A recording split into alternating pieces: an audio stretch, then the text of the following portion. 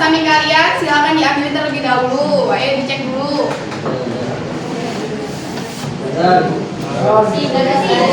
Sudah bersih? Baik. Sebelum memulai kegiatan hari ini, mari kita berdoa bersama. Silakan ketua kelasnya dipimpin terlebih dahulu. Sebelum kita dahulu doa mulai. Doa selesai. Baik, sebelum masuk ke pembelajaran, Ibu absen terlebih dahulu ya. Adinda, Agus, Alvin,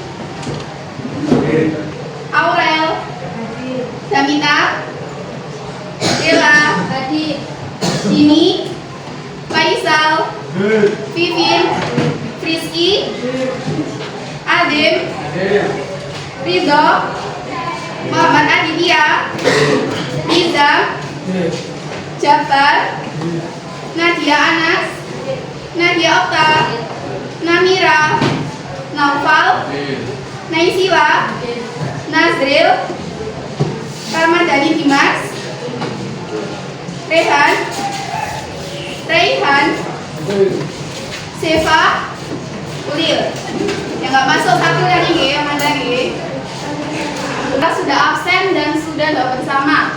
Adakah yang masih ingat kemarin kita mempelajari tentang apa?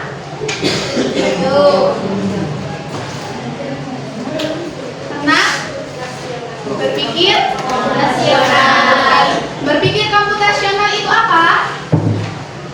Berpikir secara sistematis dan sesuai urutan atau langkah-langkah untuk menyelesaikan suatu masalah. Benar sekali. Jadi berpikir komputasional adalah berpikir secara logis, runtut seperti cara kerja komputer untuk menyelesaikan sebuah masalah. Kemudian kemarin ada beberapa tahapan. Ayo apa saja tahapannya? Ada 4. Dekomposisi, terus pengenalan pola, lanjut abstraksi, dan terakhir algoritma. Nah, setelah mempelajari berpikir komputasional, maka bab berikutnya kita masuk ke materi teknologi KA generatif. Untuk tujuan pembelajaran yang pertama, siswa dapat memahami pengertian dari teknologi kecerdasan artifisial. Kemudian yang kedua, siswa dapat menganalisis ruang lingkup teknologi KA generatif. Yang ketiga, siswa dapat menganalisis prinsip kerja dari teknologi KA generatif. Kemudian yang keempat, siswa dapat menerapkan contoh aktivitas dari KA generatif. Serta yang kelima, siswa dapat menjelaskan contoh etika dan resiko dari kecerdasan artifisial generatif. Nah, sebelum masuk ke materi ini, mari kita saksikan bersama tayangan video motivasi berikut.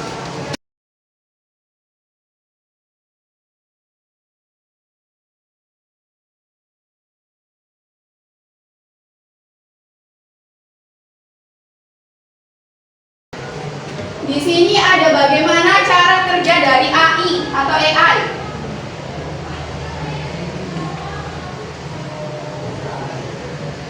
Nah, ada aplikasi yang sering kita gunakan sehari-hari seperti WhatsApp, Google, dan lain-lain.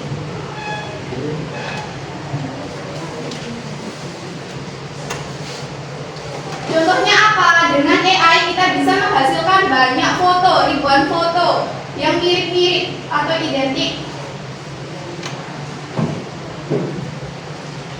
Lalu ada apa saja? Ada aplikasi YouTube dan lain-lain.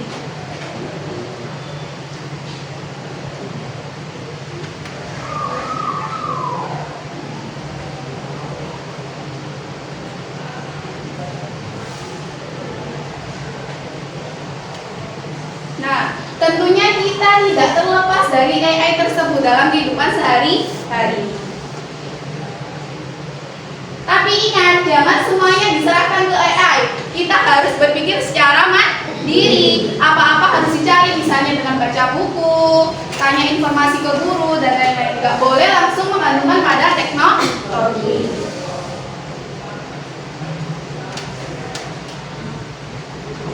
Oke.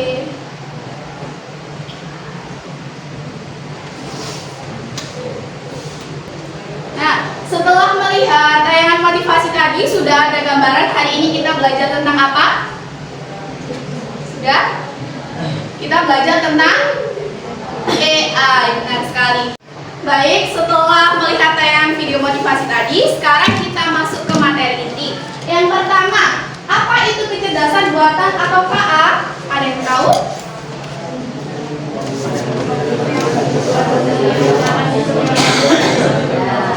Nah, benar sekali.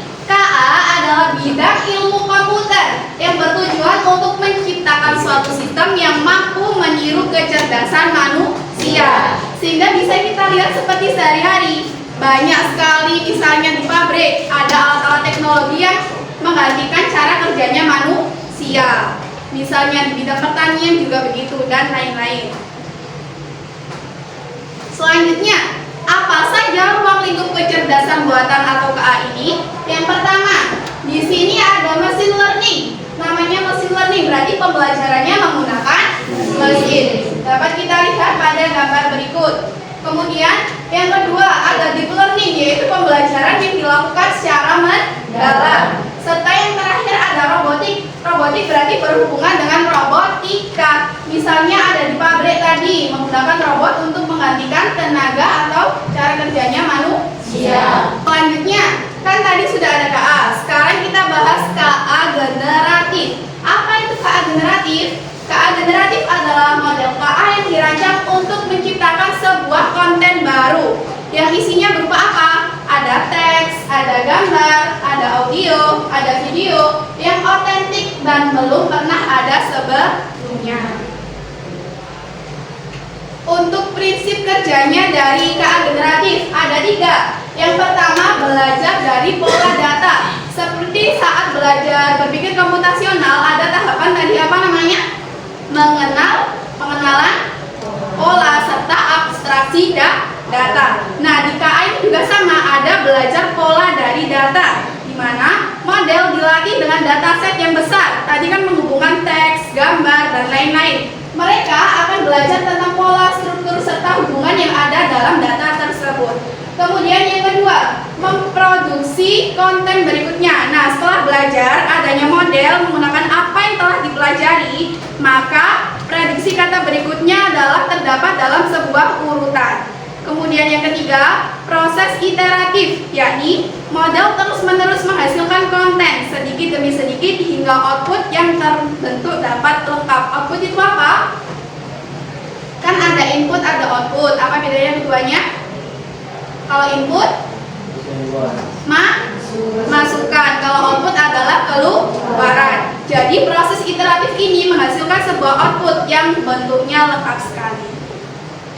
Nah, berikutnya contoh dari model, yakni adalah language model atau LLMS seperti GPT yang telah dilatih pada teks untuk menghasilkan jawaban. Ayo, di sini siapa yang sering menggunakan ChatGPT? Siapa? Tentunya semuanya pernah menggunakan. Selain ChatGPT ada aplikasi lain, apa? Gemini AI. Biasanya kita bisa meminta pendapat, kita bisa meminta jawaban, misalnya mau curhat, misalnya mau bertanya tentang tugas, gak usah pusing-pusing, kita bisa buka ChatGPT. Di situ nanti kita bisa memasukkan prompt. Prompt itu apa? Prompt adalah perintah. Jadi nanti sampai tinggal mengetik ingin mencari apa atau ingin menemukan jawaban apa. Selanjutnya ada pemanfaatan aplikasi AI generatif. Yang pertama di sini ada teks, yakni menulis artikel, naskah, email atau ringkasan dokumen. Misalnya sampai pengen merangkum, pakai teks daripada lama-lama bisa diapakan? Pakai Google Lens, kan nanti muncul tulisan di atasnya. Tinggal di copy paste.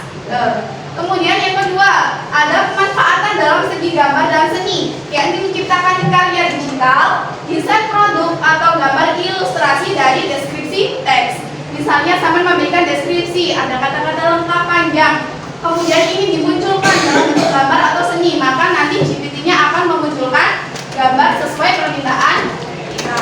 Selanjutnya ada audio dan musik, yakni mengubah teks menjadi suara atau text to speech, atau menciptakan melodi dan komposisi musik. Misalnya Samen pengen berbicara tapi dengan menggunakan suara AI atau suara orang lain.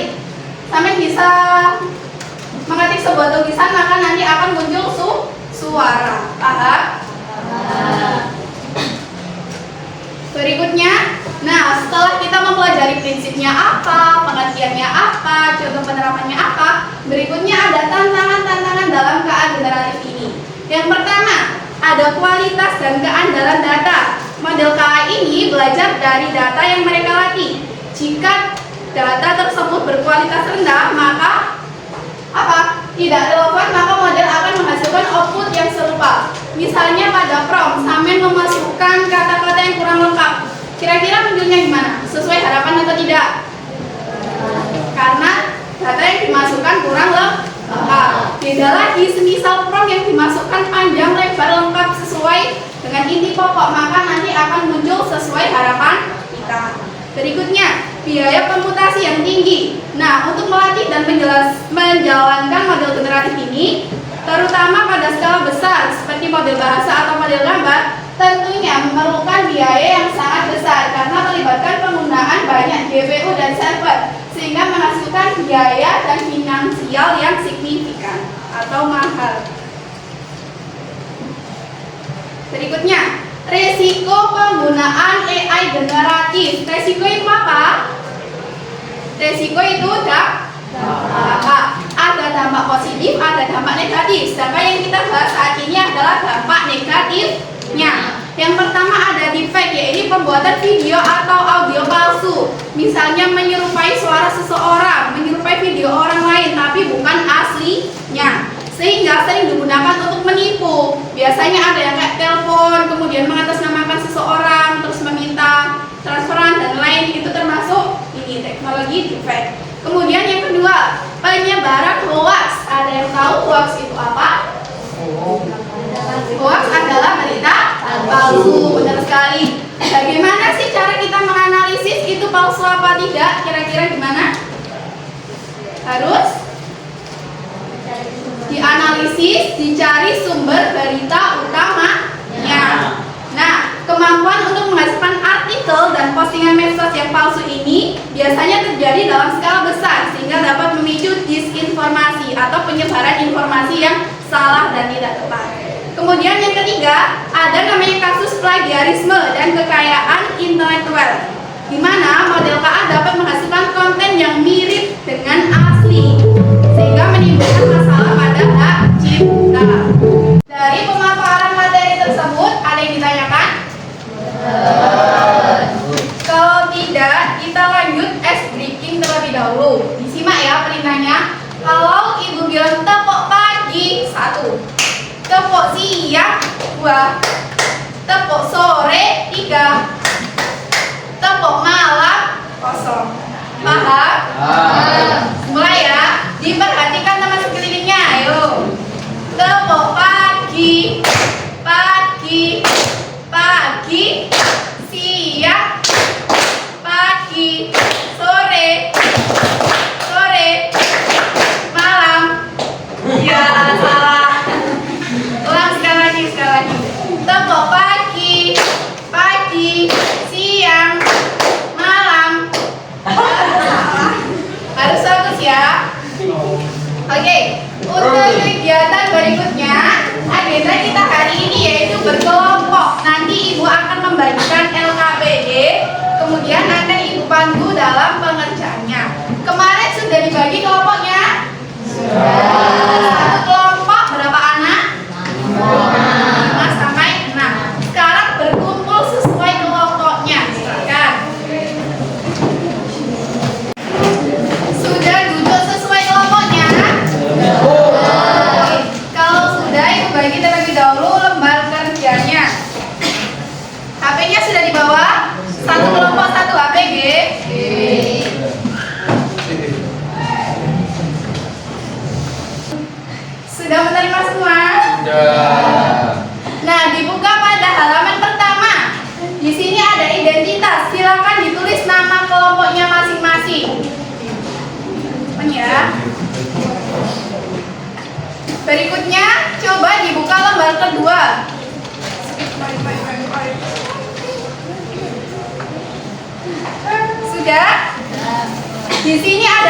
pembelajaran. Yang pertama, siswa dapat memahami konsep hoax. Hoax tadi apa? Salah satu penyalahgunaan dari teknologi KA. Kemudian yang kedua, siswa dapat menganalisis berita. Nanti sampai mencari berita di artikel. Kemudian yang ketiga, dapat mengembangkan keterampilan berpikir kritis. Nanti diwujudkan dalam bentuk poster atau infografis digital. Paham?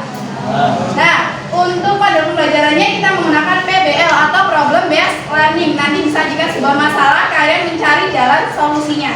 Untuk langkah yang pertama, carilah contoh berita hoax. Bisa melalui artikel Google maupun video dari YouTube. Sudah ada HP masing-masing berkelompok, nanti dicari search contoh berita hoax. Bisa dari Google maupun dari YouTube. Kemudian yang kedua, melakukan analisis berita tersebut dengan menggunakan kriteria. Yang pertama, sumber berita, dari mana kalian dapat berita tersebut. Kemudian yang kedua, isi berita, dirangkum saja intinya apa, membahas tentang A, B, C, dan lain-lain. Kemudian yang ketiga, tujuan berita, kenapa seseorang mempublikasikan berita tersebut. Kemudian yang keempat, dampak berita. Dampak itu nanti bisa positif, bisa negatif. Kemudian yang ketiga, menurut kalian mengapa berita tersebut dikaitkan dengan hoax atau dikatakan hoax? Mengapa? Alasannya apa? Misalnya kalian menjawab karena, termasuk begini, alasannya harus logis sesuai artikel yang sudah dicari tersebut.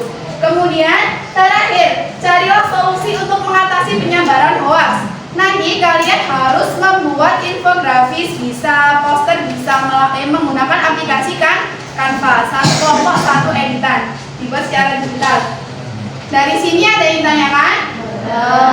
Kalau sudah, silakan mengerjakan secara berkelompok. Nanti kalau ada yang dibingungkan bisa bertanya. Paham? Silakan bekerja sesuai kelompok.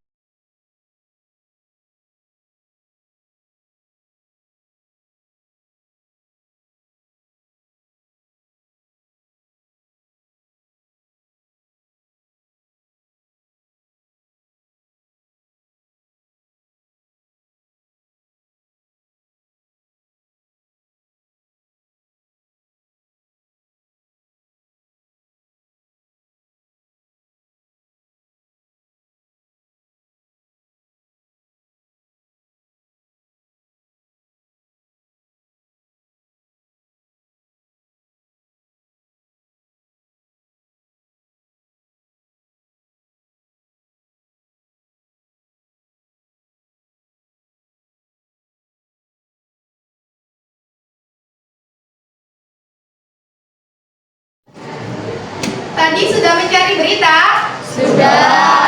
Melakukan analisis? Sudah mengetahui ciri-ciri dari berita hoax? Sudah. Nah, langkah terakhir di sini akan Ibu minta untuk membuat poster atau infografis. Contohnya apa?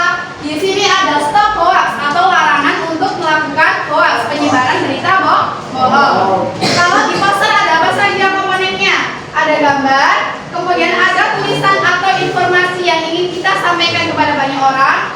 Kemudian ada apa? Kita bisa menyebutkan dampak hoax itu apa saja. Terus misalnya cara menanggulangi hoax itu apa saja, cara mencegah, dan lain-lain. Sehingga informasi yang disajikan harus informatif atau bermanfaat bagi orang banyak. Kalian bisa melakukan editing lewat aplikasi Canva, bisa diedit semenarik mungkin. Untuk bahannya bisa dicari di internet. Dari sini ada yang ditanyakan? Baik, silakan dikerjakan sesuai dengan kelompoknya masing-masing.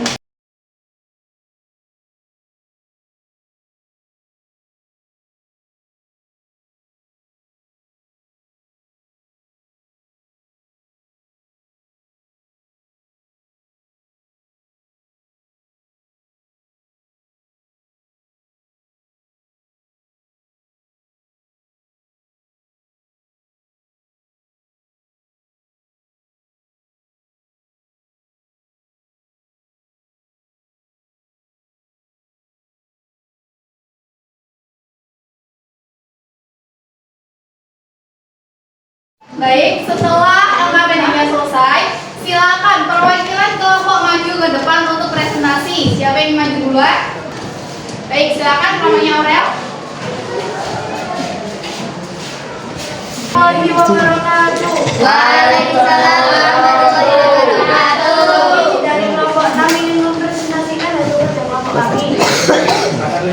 bahwa lakukan kita dengan menggunakan kriteria berikut: pemerintah dari Google, pemerintah Rekrutmen CPNS 3N tahun 2025. Tujuan berita supaya banyak minat, dapat berita banyak orang yang terhubung. Menurut kalian mengapa berita tersebut dikatakan hoax? Bukan ciri-ciri berita hoax, karena berita tersebut sumbernya tidak jelas. Baik, langsung selanjutnya. Ini adalah poster dari kelompok kami. Untuk desain posternya bisa dilihat bersama. Setiap satu kelompok dengan kelompok lain tentunya berbeda, tapi isinya hampir sama. Paham? Ya, presentasi dari kelompok kami bila dan salah menggunakan. Saya kira wassalamualaikum warahmatullahi wabarakatuh. Waalaikumsalam. Terima kasih. Baik, sebelum menutup pembelajaran hari ini, mari kita simpulkan bersama. Kesimpulannya apa? Yang pertama, kecerdasan artifisial adalah teknologi transformatif dengan beragam ruang lingkup. Nah, KA generatif ini membawa kemampuan luar biasa untuk menciptakan, tetapi juga membawa tantangan dari etika dan solusi yang serius. Tantangannya apa? Kita perlu mengembangkan etika dan kesadaran digital yang tinggi untuk mengelola teknologi ini secara bijak. Jadi tipsnya apa? Boleh menggunakan tapi tidak boleh menyalahi aturan. Dapat dipahami? Selanjutnya ada refleksi. Bagaimana perasaan kalian dalam pembelajaran hari ini? Ayo, bagaimana? Alasannya apa kalau senang? Selain seru apa lagi? Pembelajarannya mudah dipahami? Kalian juga dilatih menggunakan teknologi KA. Apa tadi? Misalnya menggunakan aplikasi Canva, mencari informasi diskusi LKPD dan sebagainya. Nah, untuk mengakhiri pembelajaran ada kuis. Silakan dibuka di grupnya masing-masing dan dikerjakan secara berkelompok sebagai asesmen kita hari ini.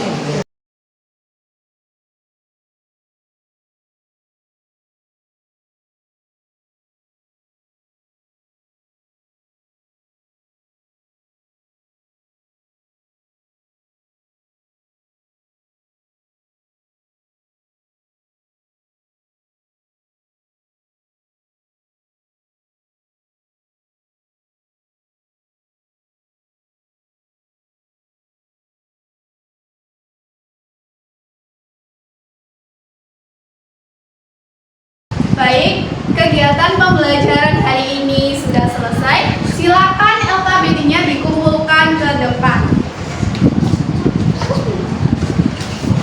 Ayo lainnya.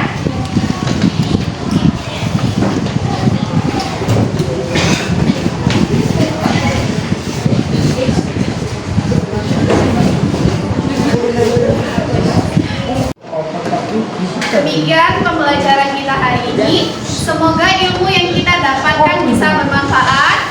Jangan lupa semangat untuk belajar. Untuk pertemuan berikutnya nanti kita akan membahas tentang KA di bidang pendidikan. Jadi nanti disiapkan belajar dari rumah untuk pertemuan berikutnya.